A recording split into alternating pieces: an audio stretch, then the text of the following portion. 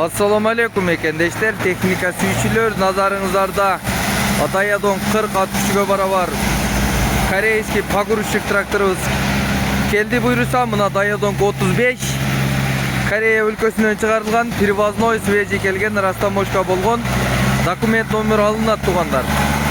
Kimge ушундай traktörler kızık bolsa bizning adresimiz Özgön rayonuna karaştı Kurça bayılında. Oş Özgön çoң joldun boyunda tuğanlar geleverесиздер. Байланыш нөмірлері 0500 009102 0777 менен 70 60 61 номерuna байланышсаңыздар болады. Мындан сырткары LG 40 at küçüğe barabar traktörümüz дагы келди. Булардын күндүн бийиктиги 3 метрден бийик көтөрөт, жүк көтөрүмдүүлүгү 500-600 кг көтөрөт тугандар. Келе бересиздер. Погрузчик тракторларыбыз бар. Андан сырткары японский мини тракторларыбыз дагы толтура на выбор.